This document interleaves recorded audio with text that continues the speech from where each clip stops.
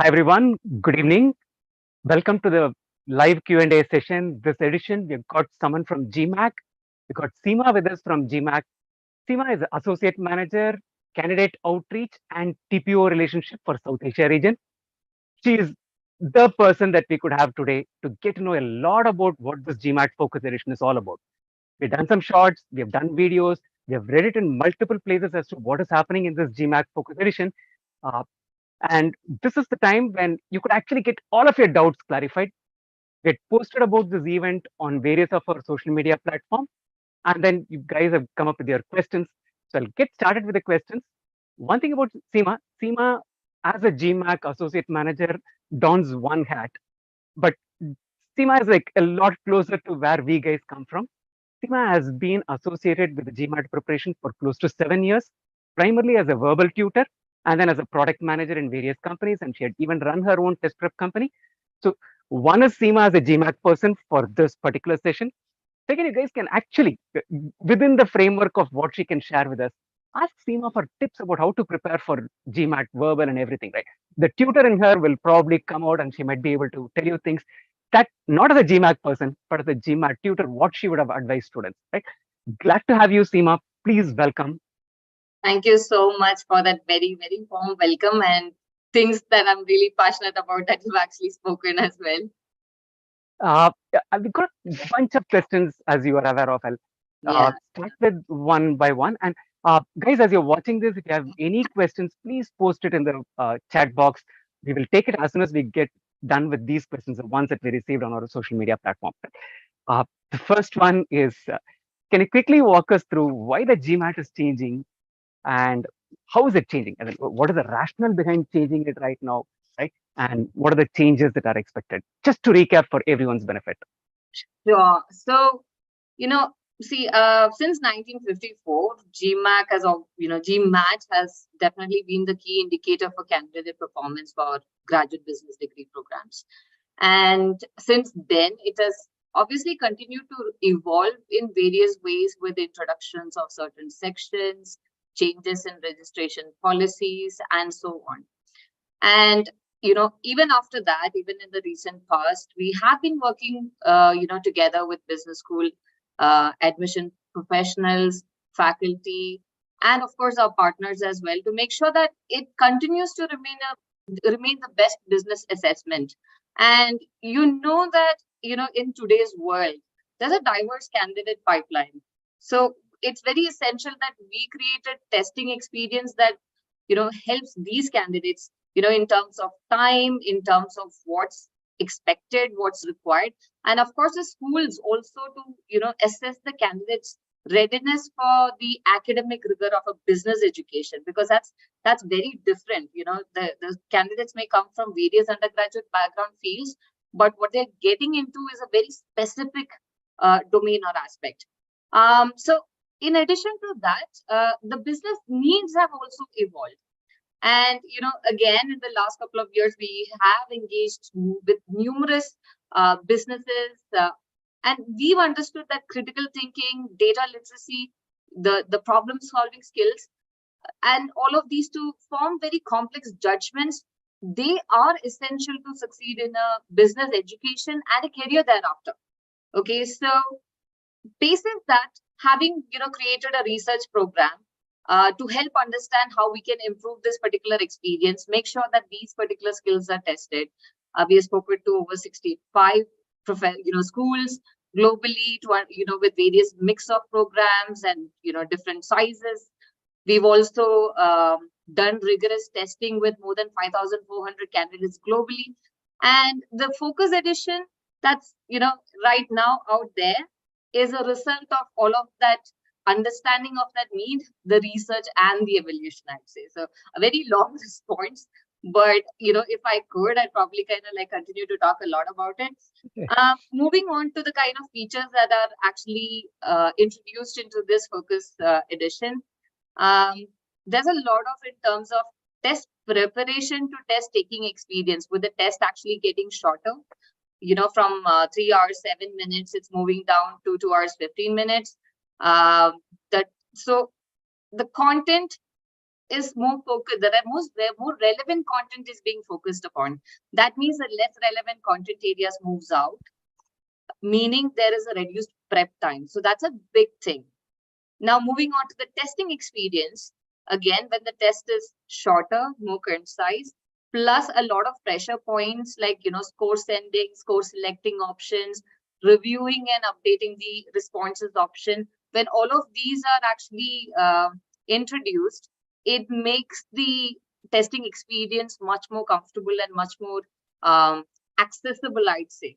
So these are some of the things I'd say, that just immediately pops into my mind in terms of the changes that are actually coming up as well. True, absolutely. The time reduction, we are in a world where we watch videos in 2x, we want shorts. So reducing the number of hours is a welcome thing. And as rightly pointed out, your survey told what are the things that are probably more important and less important, and weaning away the less important, keeping the more important kind of makes a lot of sense in terms of what GMAT has done. The question that everyone is going to have, obviously, is like, if you take the classic edition right now, is this score going to be valid for 5 years, or will the validity of this expire as soon as the Focus Edition comes? Is the 5-year validity still going to hold good for anyone who takes the classic edition? I think it wouldn't be fair if it wasn't valid for 5 years, right? So, because that's something. So one of the things before I answer that response or give that response is, as an organization, we value integrity. We value the experience that we give to the candidates. So in that, keeping the same thing in mind, the 5-year validity actually still holds. So let's say a candidate actually takes the current version of the GMAT exam this month. From the point of testing date, that would be valid for the next 5 years. And the business schools also will consider that score. It's not that, oh, okay, the new version has come, now the old version is obsolete. It does not work like that. Okay. So obviously, the new scoring system is different. It starts from 205, goes on to 805. And there's a conversion table also that GMAC has put out. But how do schools react to it? As in, like, for them, is the Focus Edition scores going to be more relevant, or the classic one going to be more relevant? Because there's a portion difference between the two. And therefore, what are they likely to give more credibility to? Okay, so, it's not conversion, actually, it's actually concordance in terms of the percentile rankings, which is actually present there. Meaning that, see, when the score, I'll come to the schools, but when the score range has actually changed, it has changed because the kind of features, the whole overall structure, the format, and the improved test taking experience makes it impossible to actually literally directly compare the scores from both the versions of the exam. You're not comparing an apple to an apple then, right? So that's a first thing. Now, in terms of, do the business schools know about it? We work with the business schools to, bring about these changes, including the score scaling, as well as the entire Focus Edition itself. All of the changes that, has come about. All of those research has been done and incorporated with their input or with their buy-in. So that's definitely going to be valid. They're not going to prefer one test over the other. The concordance table and the way to actually look at the score, focus on the percentile ranking, is what do you call? They're very clear about it. That percentile rankings gives a clear comparison between both of them. Okay. So essentially, there's a buy-in from schools for this, and they say that we're going to treat both the scores as the percentile is what is going to matter to us, rather than the number being, let's say, a 720 or a 665. Absolutely. That really does not matter as the kind. I think that is a little reassuring, because percentile is finally, the numbers are basically a proxy for percentile, because these are used in some way to rank the candidates, and therefore that probably is an appropriate way to go about it too. Yeah, because absolute scores, if you compare, they're not a very accurate indication. Like, you can't It's like, in your childhood, I used to say this when I used to teach, but when you come back home, typically you'd say, oh, how much did your friend get? So it's not, it's not like a perfect comparison to do. And I don't think anybody was happy. I don't think I was happy with my dad asking me that question. So I know. As a parent, I do that. If my son comes and says that he scored 100, then the next question is, how many others scored 100? If 100, you're not happy with that too. So you want to know but how many others scored 100. percentage, you're actually asking the right question, so you actually know the positioning in terms of exactly where he's at in terms of. So yeah, like that's a perfect way to do. But that's what GMAT does. I know. It's relative finally, as in where you stand stacked against other candidates who take. Exactly. Absolutely. I'll move to the next question. The total lifetime attempt count of 8 that we have. If let's say I've taken 3 times the classic edition, do I have 8 more for the focus, or will I have only 5 more for the focus edition?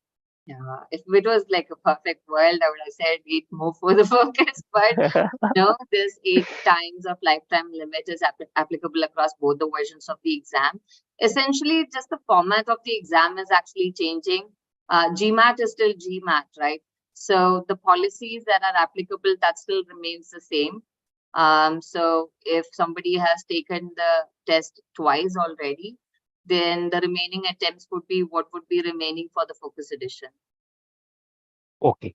And the same will hold good for even the 12-month limit, right? If we've taken 2 times already, 5, I will. 5 times in a 12-month rolling calendar period, with a 16-day waiting period between both the testing appointments, one after the other, if somebody wants to take it.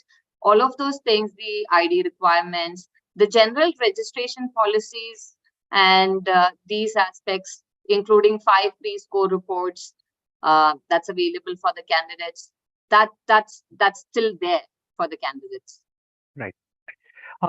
While now that you've got that point in, though there's a question, we haven't got a question from a student about it. I want you to kind of highlight this point so like people know that the focus edition has the score sending format or the formality in a lot more flexible way, a lot more student friendly. So you can kind of tell them what the current one is and how it's changing and how it's going to be really useful to students to make an informed decision. So this is really good because I know that it's been a pain point for some of the candidates even when I was teaching. So in the current version, online version of the exam, there's a lot of benefits and flexibility. If a candidate writes the exam, once they complete the exam and once they get the official score report on the after 7 to 20 days, they get the official score report on mba.com. After they receive it, within 48 hours, they can send the 5 pre-score reports. So this is really flexible. But the testing center right now does not have that option. In the current version, what happens is at the testing center, before a candidate takes the exam, they have to select the 5 programs to which they want to send these pre-score reports. That's mandatory. And after they complete the exam, they have an option of canceling the score and then maybe reinstating it later. And, I'm sure that you would have experienced this as well.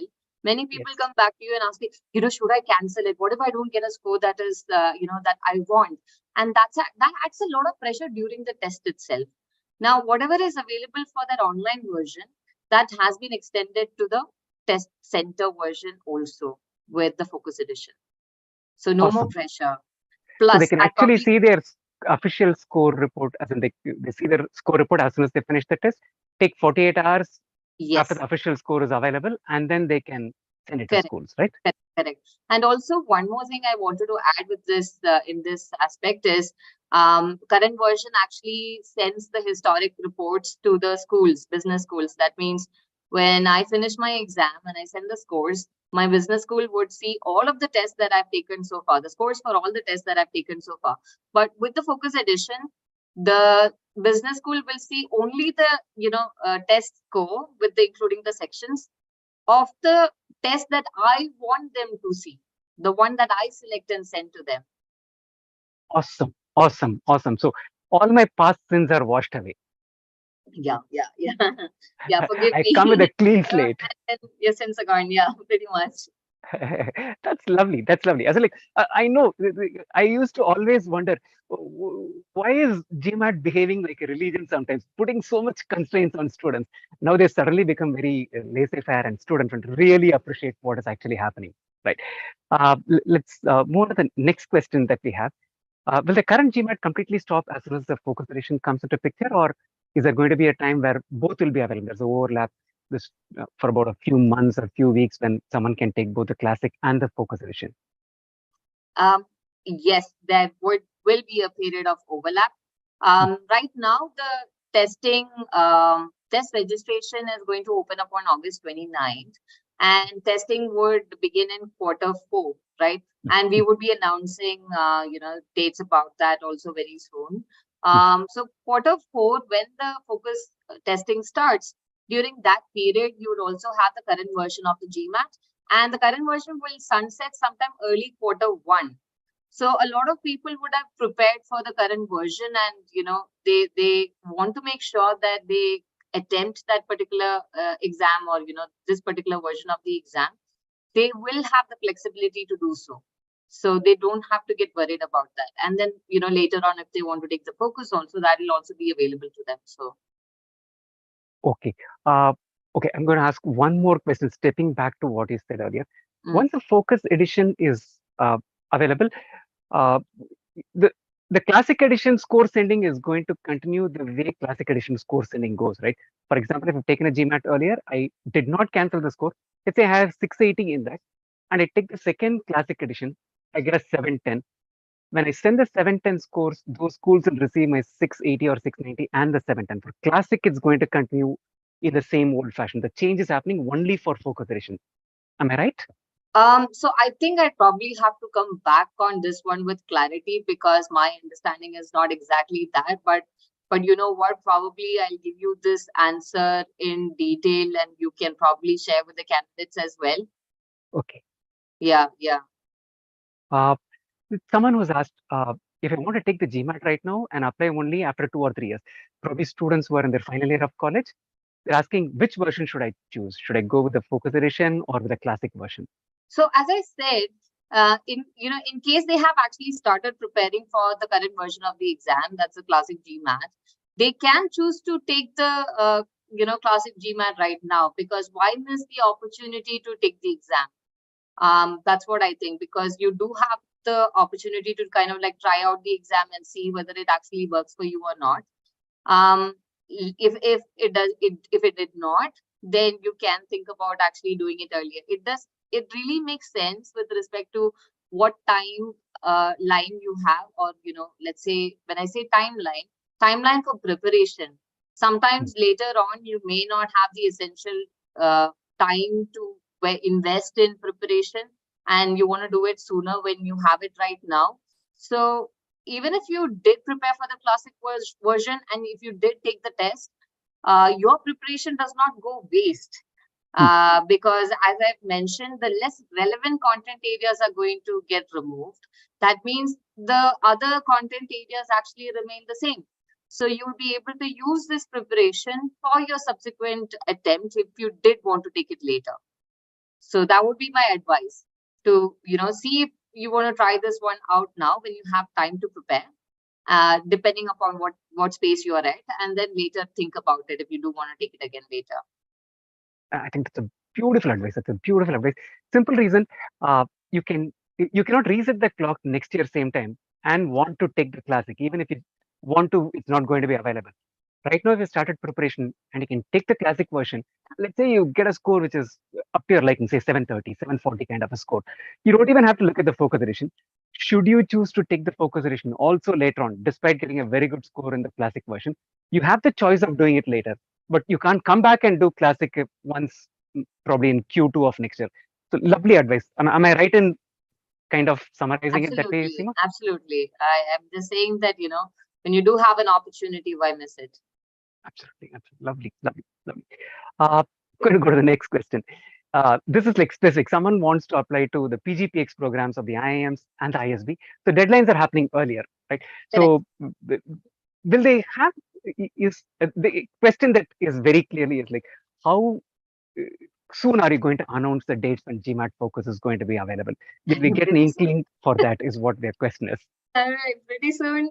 Yeah, but yeah, very soon actually. So I can't.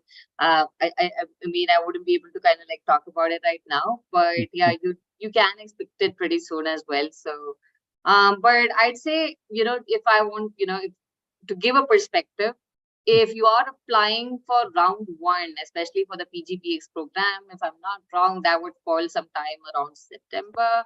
The deadlines, right? Early September. Yes. And Yes. in that case, please write your current version, Right.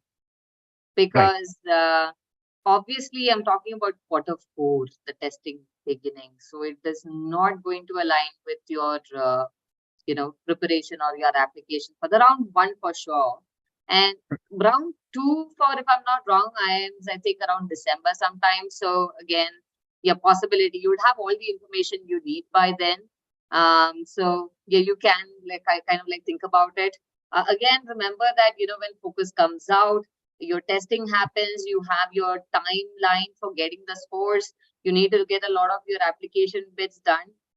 I generally advise, take the current version, because you have a lot more to do for that round two than just focusing on an exam at that point. So this is kind of like an academician in me talking right now, because it doesn't make sense to keep things for the last moment because you think that's a better candy. So if that makes sense. Okay. This someone who's asked a question, and this is like, I think the person's name is fan page. It's a ID with which the person has come. Hello, ma'am. I'll enter college this year, going from school to college, right? So in which year should I give GMAT, considering 5-year validity? And I might need work experience. So should I give it in my second year or third year is what the question is. So ideally, you know what? I'd say definitely not in your first year, for sure. Probably you can think about preparing earlier, but you may want to kind of hold on to when you want to take it. See, essentially, when you think about business education, it's not just an MBA. Now, typically, when you look at an MBA, you do need work experience, 3 to 4 years of work experience in the top, global business schools. But otherwise, you do have business masters that you can consider doing, MIM programs are there, masters in strategy, international, management. You have, analytics, business analytics. A lot of programs are there which you can apply using the, GMAT exam. And even in Indian schools, you can consider applying as well. So I'd say, plan that, because you have to kind of have a plan in place before you decide exactly at what point you want to give your GMAT exam. At this stage, I would say you're starting out. It's too soon to really talk about, having just entered the first year. If you figure out either of these, let's say an MBA program or a business master's program, then you would understand how sooner or how later you probably want to take the exam and plan it accordingly. So which is why I'm not able to give you a specified dates, because it is a bit subjective. Okay. Shall I summarize it this way? So if someone is looking at programs which will not require experience, something like the MIM program, then they should be looking at the examination sometime toward the end of year 2 if they're doing a 3-year degree. Pre-final year end, they should take the GMAT. If someone is looking at the MBA program, which requires anything from 36 to 48 months of experience, then probably taking it as you come out of college is probably a good time. Final year end is a good time, right? Would that be a good advice? They could take it sooner than final year also, and say, I don't if it's a 3-year program they're in, they can take it in their final year. In that case, if they're in a 4-year program like an engineering candidate, they can take it in their 3rd year, which would be much earlier, but because that would still work. That that 5-year validity period, working experience and everything, that would align either ways. So yeah. Pre-final year end is a good time to take the GMAT, before you start final year. Yeah. Again, now I'm going to ask a question as in your yesteryear avatar, right, which is the tutor avatar. How are Indians typically disposed, their disposition towards a non-MBA program? India is still a very MBA kind of a market, right? As in students want to do an MBA, they're not that much into MIM, like let's say China is. Is that a right So, I mean, inference? obviously, we do, I think more candidates are, they are looking at business master's program, or kind of like thinking about doing a business master's immediately without work experience. How can I start earning much faster? There are benefits to both. When you think about a business master's, you start sooner. But I wouldn't compare it, with the traditional MBA, because even if you think about, let's say, even if business masters are relatively affordable, the return on investment for the an MBA, traditional MBA program is like much different. I mean, it's much higher. The kind of roles it propels you to is also definitely much higher. But also understanding the fact, that you are at a different stage at your life, and at a certain age and certain understanding and growth. So that's how both of them align. But yes, there is a interest. There is a growing interest in business masters in India, as far as I can see. But yes, because the traditional MBA has a greater appeal due to its the kind of growth it can actually give. There is a greater attraction towards that. But even if we do look at the business masters, they can still think about doing an executive MBA much later on. So that's an option these candidates have as well, even if they did want to. So absolutely. As in, I don't know whether I actually answered it the right way, but yeah. No, you answered what could be potential thing that someone could look at. Finally, the decision will be made by the student, but at least being aware of, hey, I can do an MIM right now, work for a few years, and probably when I'm in my early 30s or something, I could decide to do an executive MBA to kind of propel myself into a faster career path. That's definitely a possibility. Lovely. As in, we typically think of MIM or MBA as in MIM plus something is a possibility, and that could match up with the ROIs and that other things that absolutely, because it's like you already kind of like shoot yourself up with an MIM program as a fresher, and then from that growth stage again you jump again to a higher level. From there you're already at a position to financially to make that leap as well after you do your MIM program. So MBA, you're directly going into that phase. So that's just the difference, I'd say. Correct. So that's, and most of these MIM programs are also like slightly lesser duration programs, right? As in, if it's Europe, it's going to be between 12 to 15 months or occasionally 2 years. So you don't spend too much time there again. You get to work, but with a good jump start than what a undergraduate degree alone would have provided. This is the question that someone has asked, and I think what that person wanted to know is it's not just that examination fee. Are there other benefits that Focus Edition provides in terms of some cost that students need not incur? Is a cost going to be the same? Not just about the exam. For example, ESR is something that they need not spend on. Are there things like that exist?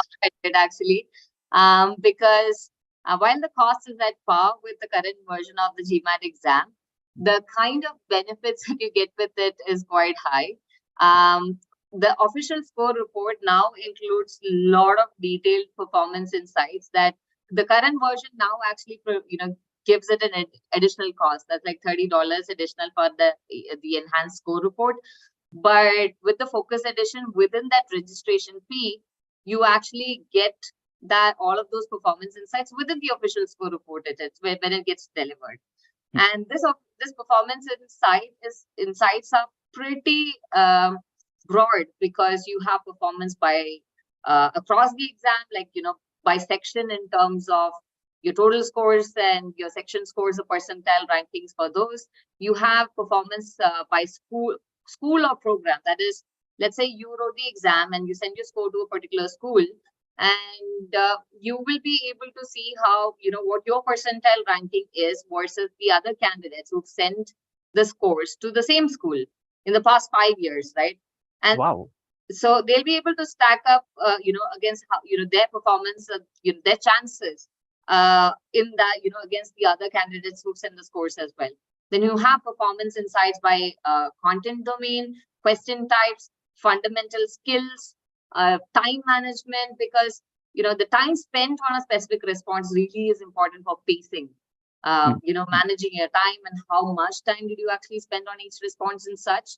And also for the new question review and edit feature, did you going and changing a response actually kind of, bring about a major change? How did it actually affect your performance?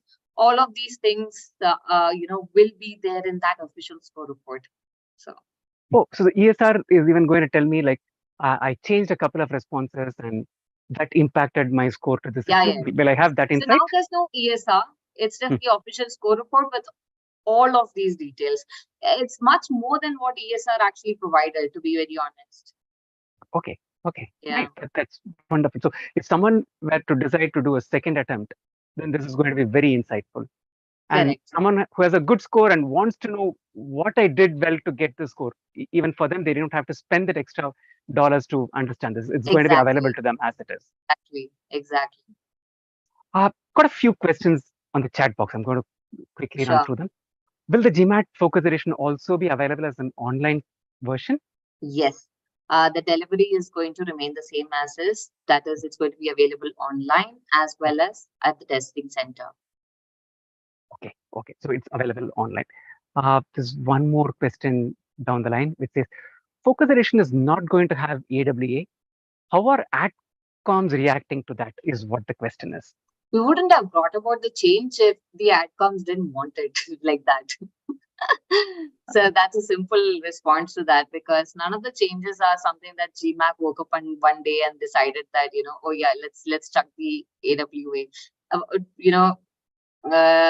Putting it simply, GMAC does not do anything without extensive research. I know the people behind this are extremely passionate. They are very, they have worked very rigorously in understanding this. So business schools did not feel the need for the analytical writing and assessment because they had other means to gauge a student's competitiveness. And if we were to even say that, let's say it shows how the student is going to write and everything, they already have essays for that.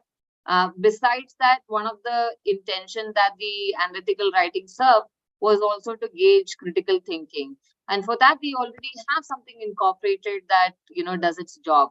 You have your data insights, you have your focused verbal reasoning still there. All of these are logic-based, which does the same job. So business schools, were looking forward to this change because, they felt that these aspects would align more. Okay. So one of the things is the GMAT Council itself has top business schools as members of the council, right? Yeah. We are an organization that comprises of leading business schools. So it has been validated, or probably what they wanted is what is reflected right now. Correct. And as I told you, in that research that has happened, 65 plus schools globally have been a part of this research to bring about this particular change. So I have a question from Sagar. This is there any merit to pursuing an executive or regular standard MBA abroad from top business schools if you already have an Indian MBA is what his question is. This is not Focus Edition. This is I'm not sure that probably I'm the best person to kind of make that choice or make that decision for you, because in some cases it's like there's just so many factors that are involved in that specific question. Where did you do your MBA from? What kind of learning did you get from that specific MBA? What kind of content? Even if you did want to do an MBA in the future, what do you intend to actually learn? So some people I know want to, sometimes, let's say they do a specific course and they kind of want to go abroad and repeat it because they feel that the learning that they get from is going to be better. Okay, maybe we might suggest that, okay, why don't you actually kind of consider an executive MBA, because you have the work ex for it. But they might feel like, oh, you know what, I don't have the relevant work ex for it, and I feel that I would learn a lot more. I would, benefit a lot more from a regular program, which is why I want to do a regular program. So those aspects actually matter a lot while making this decision. Correct. So it is, you cannot give a yes or no directly. Very subjective, very, extremely, very individual to a person. As I said, there are numerous factors that would affect that decision. Right. There's a question that's come which says that, is a focus edition going to be easier because it's a shorter test and it's removed portions like sentence correction and geometry? First of all, I'm going to say that it's, no test is made easy or no test is made difficult. It's as simple as that. Like any standardized test, when you talk about it, the reason why we call it standardized tests is because it's meant to, as I said, in the initial, my initial response, the GMAT actually caters to diverse pipeline. It's all about inclusivity and making sure that everybody is, able to actually take it without any bias. It has to be fair and it has to be unbiased. So if we say that it's getting easier, it doesn't make any sense. Will some people think it's easy? Again, subjective. Will some people think it's hard? Subjective. But that's how we feel about many things in our lives. Different people feel different things about the same thing. So the test is, when it's shorter, it's maintaining the rigor that is essential for the business schools to assess you and understand your preparedness. It's testing you on the right kind of skill set, your data literacy, your critical thinking skills, your decision-making skills. It's going to test you on all of those things. If you are well prepared for that, and if you have those skill sets, maybe you might find the preparation and the test a little easier. If you are kind of imbibing those skills, then you might find it, I wouldn't say difficult. The path might be a little longer, but I don't think that it's ever going to be difficult. And in a way, with the reduction in pressure points, maybe you might be less pressurized, which is something when you have a longer test, mentally you feel that it is challenging. So as I said, it varies. So mentally I've made up my mind, oh my God, this is going to be so long. It's got to be difficult, right? Right. Oh, I have to make this decision. I have to select the program for the exam. Oh my God, that's really challenging. What do I do?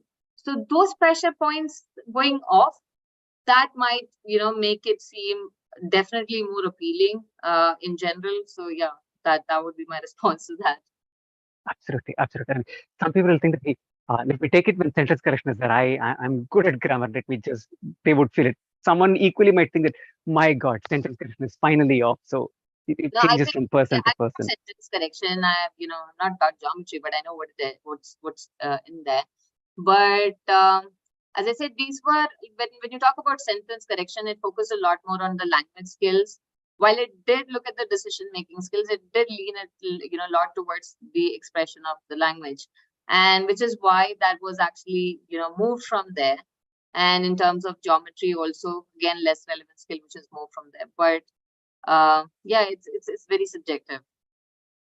A few more questions, about 2-3 questions. I'll quickly run through them. Some of them are do we still have unscored questions in the test? Yes, but again, it's not huge or like numerous in terms of the number, but yeah, we still do have that. True. The test numbers, the number of questions going down, the proportion would have, the number of questions would have come down. 2 questions I'm going to combine, one from one person called Maggie and another from Subrata Sen. I'll start the first question and then connect it with the second one because they're kind of related.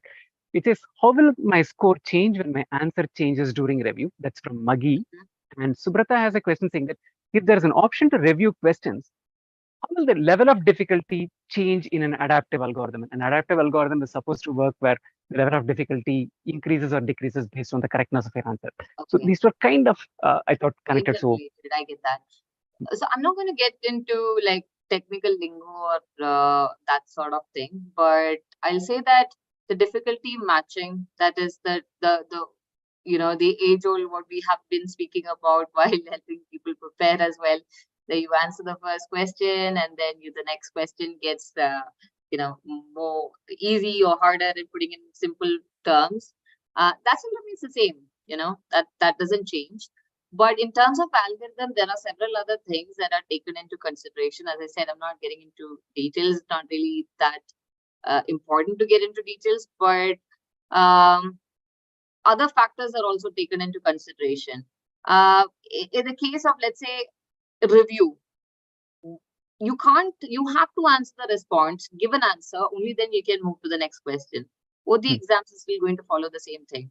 And once you reach the end of a section and you have some remaining time left, which is quite possible with the GMAT, because, per question time is definitely, up to 2 minutes or above. So you can save some amount of time, like 2 minutes or so in the end, to come back to the bookmark question. So till the end of that section, your question adaptive nature actually functions as is.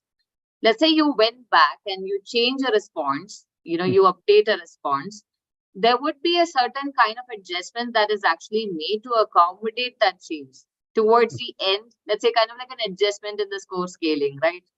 So that's not really essentially affecting the adaptiveness of the exam. That's still going to hold true. If I think I've tried to explain it as simple as possible. Absolutely. I think that the exam is going to run in its sequence as it is running right now. At the end of the exam, you have an option to correct some of those responses or change responses. If you went from wrong to right, it would make some adjustment to your score. If you went from right to wrong, it's going to deduct something. But the first round, when it ran as an adaptive engine, it's going to work exactly the same way as it did in the past with the classic edition. Right. On that note, I just wanted to ask one thing from purely user experience point of view. So you will be able to change your answers only after you've gone to, let's say, the 21st question in the quant section, the end of the quant section. You won't be able to review it earlier on, right? So you can bookmark the question that you're unsure about. And I think it's very good that you actually complete all of them and then think about coming back to earlier.